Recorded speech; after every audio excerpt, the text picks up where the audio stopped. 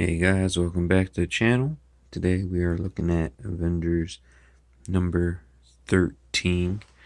It just came out yesterday and I really like this comic. I'm really glad they didn't just write off this Avengers 1 million BC, even though the uh, idea seems kind of weird.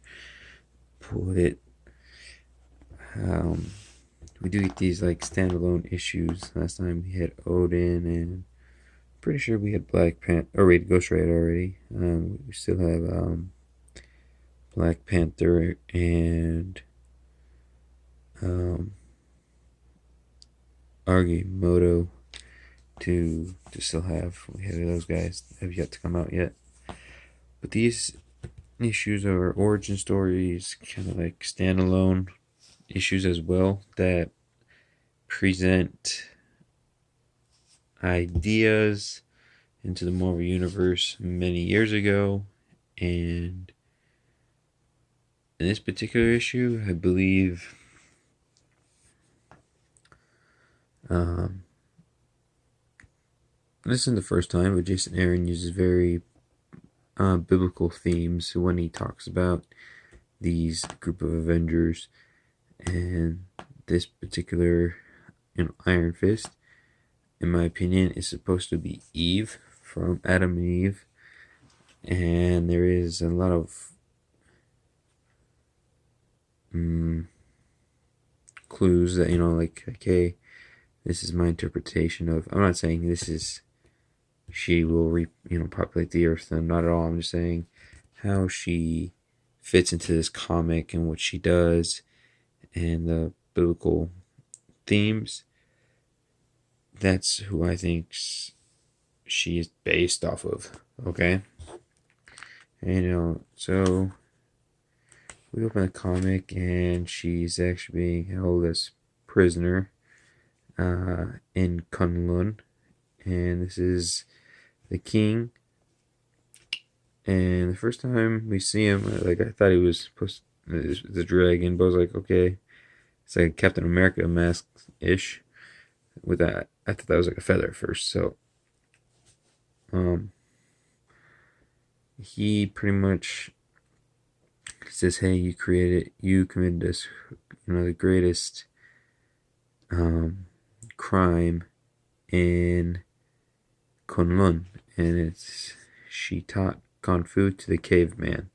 So she left Kunlun and she found prehistoric humans, Homo erectus. Ooh, look at that. That's knowledge right there. And was teaching them Kung Fu.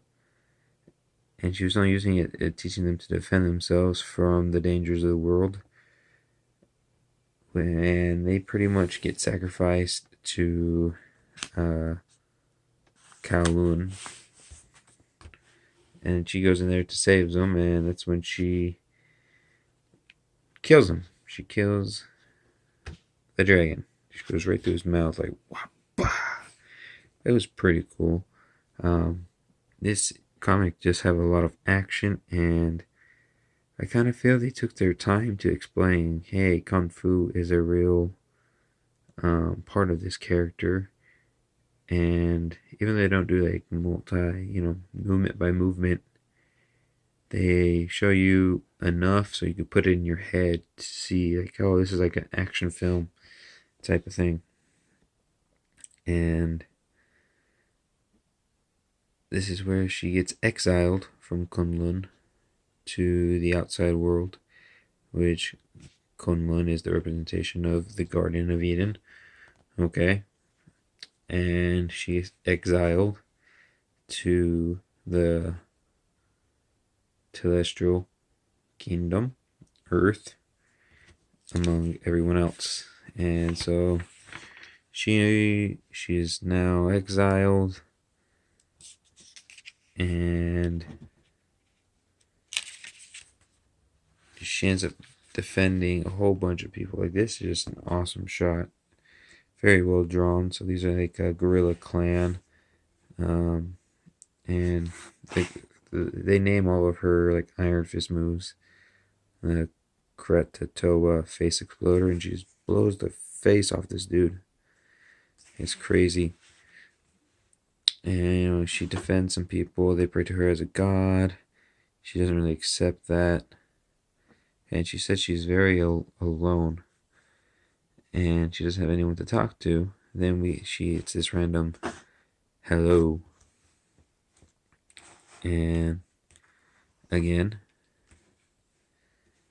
this snake pops up. This was Ghost Rider. Remember when he was approached? He was approached by a fiery snake. If you know anything about the Bible, Satan was in the Garden of Eden as a snake, and he pretty much says, "Hey, my name is Mephisto." She kills him, but then he comes back, and he comes back as two snakes this time, and he says, "My name is Mephisto," and they go off one of another, and then multiplying. And this is where she understands of I'm not using fire, because that's where Mephisto will get his power. So now we have, if you guys are obviously not picking up on these biblical themes, that's fine. But to me, that's what I'm getting out of this book, is that Jason Aaron is using the first Iron Fist as Eve. She was exiled at Kunlun, which is Garden of Eden, and Satan, Mephisto, is now, well, he says he is the god of the world, and by temptation and all that, so that would make sense in that context as well. And he wants her to conquer them, and she says no, and just ends up killing them all. And this giant, let's see if I can find it.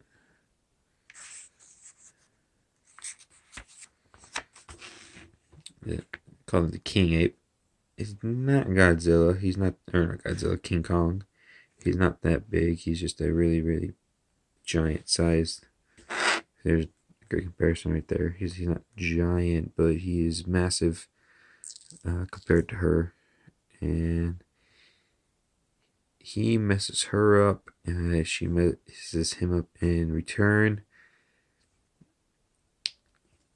And then he gets led by Mephisto to Infinity Stone.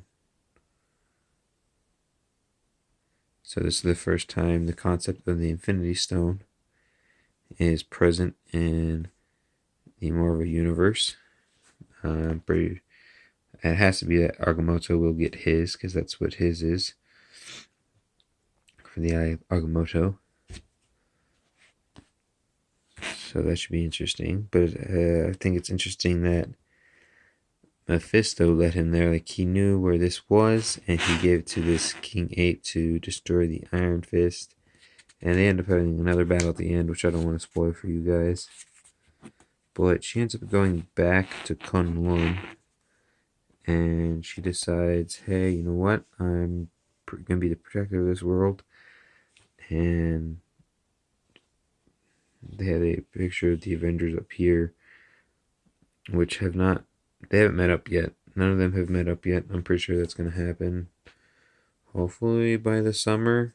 He has his War of Realms thing coming up, so I'm pretty sure it has to happen by then. So yeah, we had Iron Fist, we had Odin, we had Ghost Rider. So we still need 4 more issues of these standalone origin that somehow set up key elements of the Marvel Universe, as well as this. Remember the very first issue? It started with these guys fighting the Celestials. So that's where it all has to come down. If they end up dying after that point, who knows? But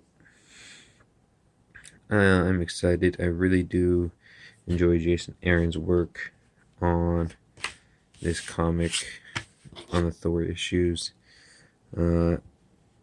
Andrea and Justin Ponzer, really, really good art. If you guys aren't following this, you guys really need to. It's I would say it's a really, whoever's doing the Avengers books, like we had a couple years ago that led up to Secret Wars. I forgot his name. Really good run as well. Yeah, so I would say if you're picking up Marvel comics, you got to pick up the Avengers because at least you know what's happening on the major scale, and then everything else just trickles down. So yeah, Jason Aaron, really good writer. I really like all his stuff so far, and I do really enjoy these biblical themes that he puts into his work, which is nice because he doesn't twist it, pervert it for his own pleasure. He kind of puts it into place in the Marvel universe, which is cool to see. And if you guys aren't subscribed, hit that subscribe button. Make sure you like the video. If you have any comments, maybe you didn't like this, tell me at the bottom so we can have a conversation. Alright, have a good one. Bye-bye.